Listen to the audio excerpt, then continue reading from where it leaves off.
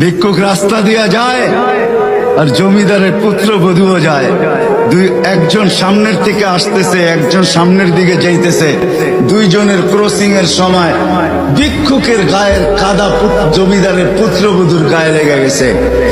সে দুনিয়া আন্ধার করে ফেলছে, স্বামীকে টাইকা নিয়ে আসছে, বলছে ভিক্ষুক আমার কাপড় নষ্ট করে দিছে। সে শুধু ভিক্ষুক ছিল না, বৃদ্ধ ছিল। বৃদ্ধ ছিল না শুধু, জীর্ণ ছিল, শীর্ণ ছিল, শরীরে কাপড় ছিল না, ফাটা চিরা কাপড় ছিল, পায়ে জুতা ছিল না, পেটে ভাত ছিল না। জমিদারের পুত্র সইতে পারে নাই, যৌবনী শক্তি সয় তো সয় কি কইরা তার স্ত্রীর গায়ে ভিক্ষুকের কাদা, বস সমগ্র শক্তিকে হাতে জমা করা একত্র করা বৃদ্ধের গালে বসায়। বৃদ্ধ কিচ্ছু বলে নাই, শুধু উপরের দিকে তাকায় দুই তিনটা শব্দ উচ্চারণ করছেন।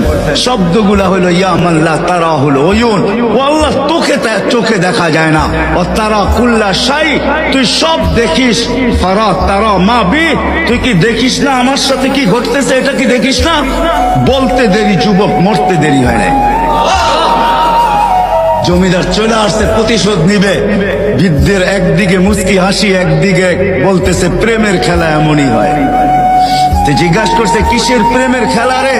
বলছে ওর প্রেমিকার গায়ে আমার কাদা লাগছে, পায়ের কাদা লাগছে, ও সইতে পারে নাই। যৌবনী শক্তি দিয়ে আমার বৃদ্ধ গালে বসায় দিছে। আমাকেও একজন ভালোবাসে, সেও সইতে পারে না, সেও সইতে পারে না। ও তো থাপ্পড় দিয়া খেলতো, সে জান নিয়ে নিছে, জান।